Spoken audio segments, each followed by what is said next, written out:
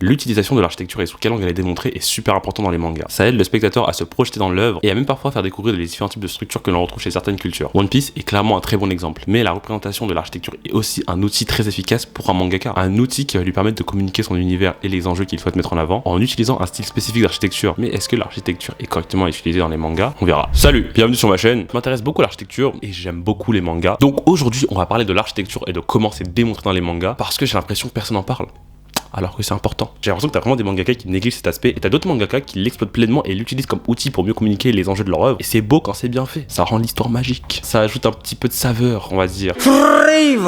Bref, on en parle aujourd'hui. C'est parti. Dans les animés / manga, l'architecture est utilisée pour raconter / ajouter à l'histoire de l'œuvre. Non, sans blague.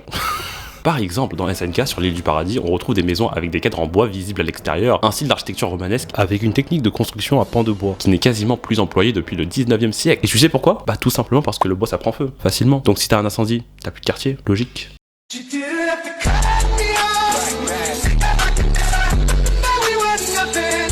Et avec le style d'architecture qui est démontré, on comprend dès les premiers épisodes qu'on est dans un environnement qui reprend les codes du 11e siècle. Aussi, dès les premières images des villes de chez les Mars, on remarque que le style d'architecture est complètement différent du style de l'île du paradis. Par exemple, sur les bâtiments des Mars, t'as des tuyaux de descente en acier, des tuyaux qui étaient beaucoup plus utilisés dans la période dans laquelle les bâtiments augmentaient en hauteur et en complexité. On se rend compte très rapidement qu'il y a un décalage de 500 à 800 ans entre les Mars et les Eldiens, et ça ajoute beaucoup à l'histoire sans dialogue. Tout ça pour dire qu'avec des bâtiments / un style d'architecture, quand c'est bien fait, on peut facilement comprendre l'époque / le setting que le mangaka souhaite représenter, sans que les personnages nous le disent. Et ça, c'est cool, quand c'est bien fait. Dans la plupart des cas, l'architecture est utilisée pour contribuer à la communication de l'histoire, mais t'as des mangaka comme Akira Toriyama qui utilisent cet outil pour créer leur propre style d'architecture. On parle de l'architecture dans DBZ. Par exemple, dans DBZ, t'as un style d'architecture futuriste avec des courbes sur tout et n'importe quoi. N'importe quoi! Des structures courbées dans les villes de DBZ, la tour de Karin, la tour du Tout-Puissant, la maison de Bulma, la maison de Goku, la maison de Boo, la maison de Kaio. Toriyama, il kiffait vraiment les courbes et les formes sphériques. Mais je comprends, ça c'est mon Toriyama. Mais bref, le fait d'avoir son propre style d'architecture, ça c'est cool, je trouve ça super intéressant.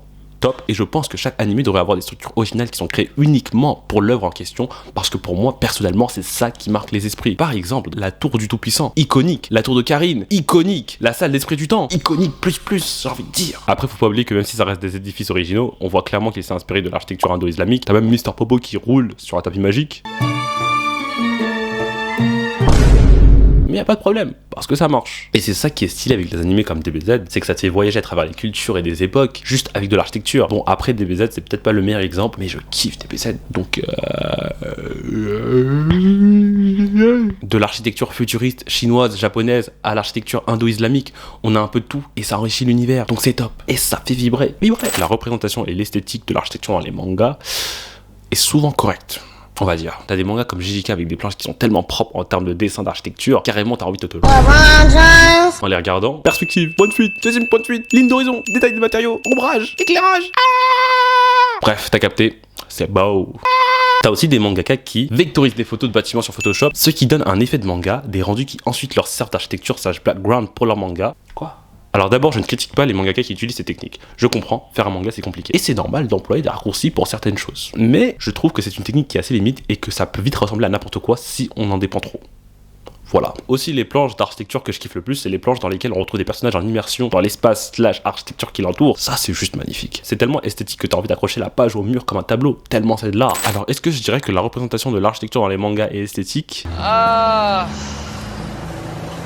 That's a question. That's a question. Oui et non.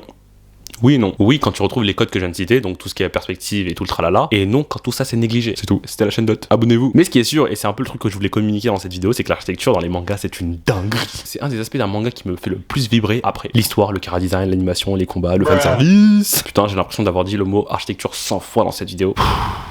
Bref, sur ce, c'est tout ce que j'ai à dire pour cette vidéo. N'oubliez pas de vous abonner, de commenter et de liker si la vidéo vous a plu. Et on se redit à la semaine prochaine pour une nouvelle vidéo. Comme d'hab. Salut!